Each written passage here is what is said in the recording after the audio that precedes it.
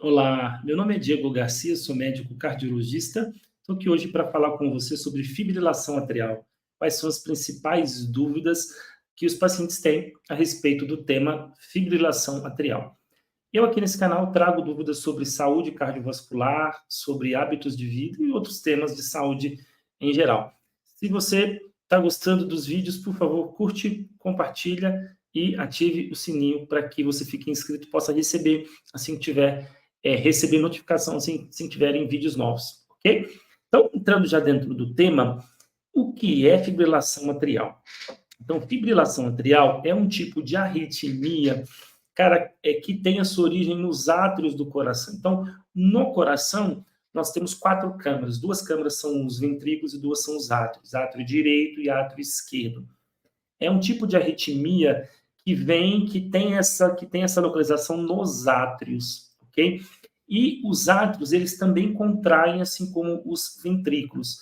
E quando tem a fibrilação atrial, em vez dos átrios contraírem cada batimento cardíaco, claro, eles assim contraem em outra fase do ciclo, diferente dos ventrículos, certo?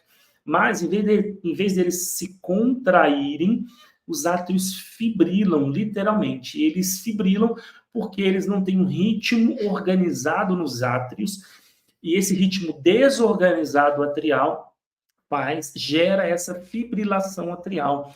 Gera, em vez do átrio se contrair, o átrio ele acaba fibrilando e não tendo uma contração atrial efetiva, que também é importante pensando aí na fisiologia cardíaca. Tá? Então, isso é fibrilação atrial, é um tipo de arritmia. Muitas das vezes, a fibrilação atrial ela se apresenta com uma frequência mais elevada, ou seja, acima de 100 batimentos por minuto em repouso, mas não é infrequente ela também se apresentar com frequências abaixo de assim, 100 batimentos por minuto. Quando ela se apresenta com ritmo, com uma frequência acima de 100 batimentos, a gente diz que é uma fibrilação atrial de alta resposta ventricular, tá? E dentro da fibrilação atrial, a gente tem outras classificações também, né? Não só com relação a assim, resposta ventricular, que pode ser de alta resposta ventricular quando é acima de 100, quando é acima de 100 batimentos por minuto, ou quando é uma fibrilação atrial aguda, ou seja, o paciente não tem, é o primeiro episódio dele, então a gente chama de fibrilação atrial aguda, ou quando é uma fibrilação atrial que às vezes vem e volta, a gente chama de fibrilação atrial paroxística, ou quando é uma fibrilação atrial que persiste, então a gente chama de fibrilação atrial persistente, ou persistente de longa data, quando ela persiste por muito tempo, antigamente também chamada de fibrilação atrial crônica. Então, isso que é fibrilação, é um tipo de arritmia cardíaca que tem algumas repercussões que são importantes, que eu vou abordar um pouco mais, porque tem uma pergunta específica que a gente vai chegar nesse tema, certo? Passando para a nossa segunda pergunta, quais as possíveis causas associadas? Então, a fibrilação atrial, ela pode ser causada desde doenças associadas ao próprio coração, né? Às vezes é algo associado realmente ao sistema de condução elétrico, ou às vezes associado a alguma doença valvar que o paciente tenha. Exemplo, o paciente que tem uma doença da válvula mitral moderada, importante, às vezes pode cursar com isso. Pacientes que têm insuficiência cardíaca, a insuficiência cardíaca pode acabar também desenvolvendo fibrilação atrial, e a gente tem também exemplos de episódios pontuais de fibrilação atrial, que às vezes acontece com ingestão alcoólica aguda ou com ingestão de outros tipos de substâncias também, tá? Isso pode acontecer. Então, tem causas diversas, né? Também tem causas, assim como a gente falou no vídeo passado, a gente pode ter causas endocrinológicas associadas, a gente pode ter causas metabólicas associadas, pacientes de pós-operatório de cirurgia cardíaca, não é infrequente que tenham no pós-operatório de cirurgia cardíaca fibrilação atrial, tanto que muitos serviços têm até protocolos específicos para minimizar a incidência de fibrilação atrial ali no pós-operatório. Então, as causas são muitas, tá? Nem sempre, às vezes elas estão combinadas e às vezes elas se superpõem, mas às vezes não, certo? Passando para a nossa terceira pergunta, quais são os sintomas associados e se tem pacientes que são assintomáticos ou não? Começando de trás para frente. Tem pacientes assintomáticos? Sim, muitos pacientes que têm fibrilação atrial são assintomáticos, não sentem. Né? Eu comentei aqui em um vídeo anterior, quando eu comentei sobre brad e taquicardia, que muitos pacientes têm distúrbios do ritmo do coração e não tem sintoma nenhum. E com a fibrilação atrial isso não é diferente. O paciente pode não ter sintoma nenhum, certo?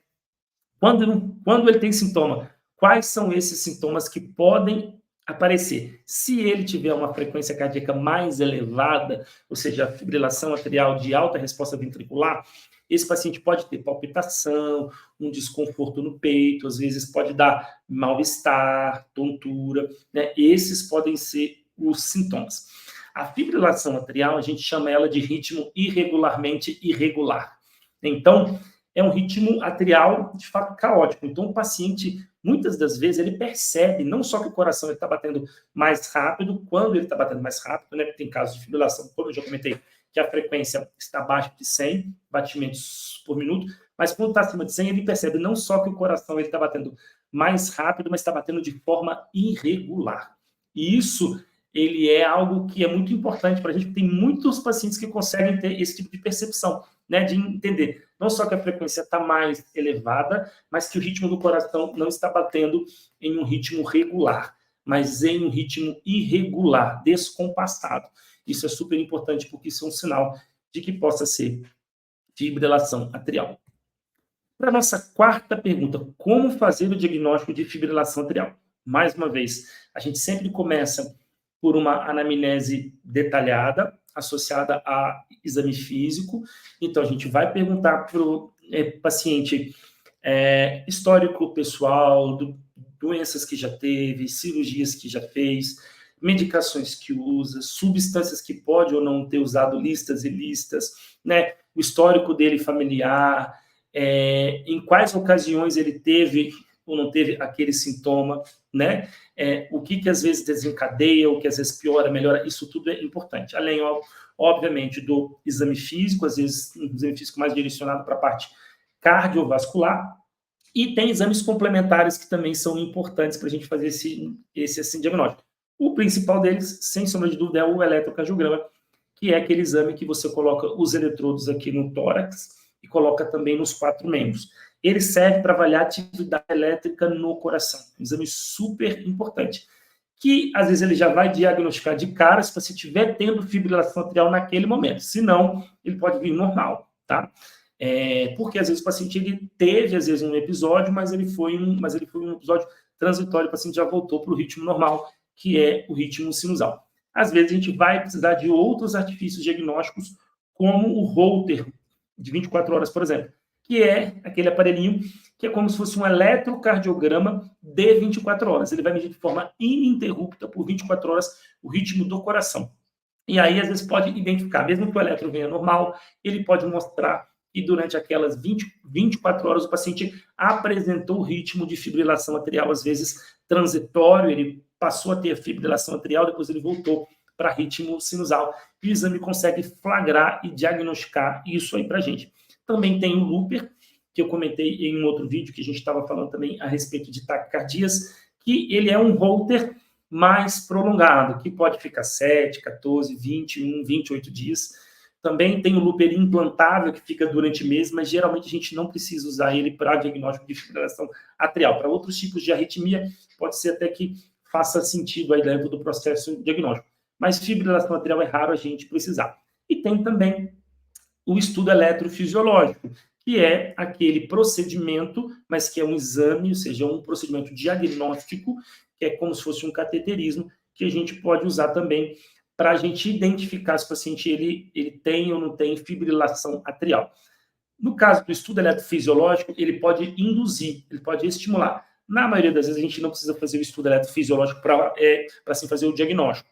Muitas das vezes, a gente faz ele às vezes, ablação de fibrilação atrial, porque um dos tratamentos possíveis para fibrilação atrial é é a realização da ablação, que a gente vai comentar aqui depois. Então, geralmente, a gente faz estudo eletrofisiológico já meio que como pré-ablação dentro ali do mesmo procedimento, tá? Então, o diagnóstico sempre ele vai envolver avaliação clínica, anamnese detalhada, exame físico e também alguns exames adicionais como eletro e o Holter principalmente, tá? Em alguns casos selecionados também, a gente tem indicação de fazer exame de sangue para ver a função tireoidiana, para ver hemoglobina, hematócrito, para ver eletrólitos que às vezes podem estar associados como causa, né, ou não, aí da fibrilação atrial. Passando para a nossa quinta pergunta, quais são as possibilidades de tratamento? Então, a gente tem desde tratamento clínico até o tratamento intervencionista. Quando a gente fala de tratamento clínico, a gente está falando de acompanhamento médico e também de uso de medicações. Então, a gente vai ter que tomar uma decisão primeiro. Se a gente vai querer, se o paciente tiver uma fibrilação atrial, eventualmente, ou seja, paroxística, a gente vai, às vezes, controlar apenas a frequência cardíaca dele e dar também um anticoagulante, tá? Que eu vou abordar em uma outra pergunta específica, porque o paciente, em alguns casos, precisa tomar o anticoagulante, que faz parte também do tratamento na maior parte dos casos, tá? Mas ele vai apenas controlar o ritmo. Em outros casos, onde o paciente ele tem uma fibrilação atrial persistente, que está ali o tempo inteiro, a gente vai precisar avaliar a reversão do ritmo, seja assim, tomando medicação para reverter o ritmo, seja fazendo a cardioversão elétrica, que é quando a gente agenda direitinho, o paciente interna e toma aquele choque no peito para reverter o ritmo do coração, ou seja, ele tem um ritmo de fibrilação atrial, ele toma o choque para que ele volte a ter o ritmo normal do coração. Mesmo esse paciente depois, ele vai precisar manter o uso de uma medicação, porque essa medicação que ele vai precisar manter o uso é justamente para fazer com que ele se mantenha dentro do ritmo normal do coração e reduz o risco que ele possa ter de voltar a ter fibrilação atrial. Então, o tratamento passa por tomada de medicação, às vezes só para controlar o ritmo, às vezes para reverter ou para manter o ritmo sinusal após uma cardioversão elétrica ou química, que é quando a gente faz uma cardioversão usando uma medicação, tá? E em alguns casos específicos, a gente vai indicar a realização de ablação da fibrilação atrial. O que é ablação? Ablação, eu comecei a comentar ali na pergunta anterior, mas ablação é quando, como se fosse um cateterismo, ou seja, eu introduzo catéteres aqui por um vaso da perna, que eles vão identificar, eles vão fazer um mapeamento eletroanatômico ali do coração, identificar quais são os possíveis focos aí dessa fibrilação atrial e vai fazer uma ablação, seja uma ablação por radiofrequência, já vai queimar ali, ou seja, uma ablação por frio, ou até a gente tem um novo tipo de ablação, que é a ablação por campo pulsado. Basicamente, ele vai agir naquela região, ele vai induzir ali uma lesão, que depois leva uma cicatriz, para que aquela região não seja mais um ponto deflagrador da arritmia, ou seja, um ponto deflagrador da fibrilação atrial, tá?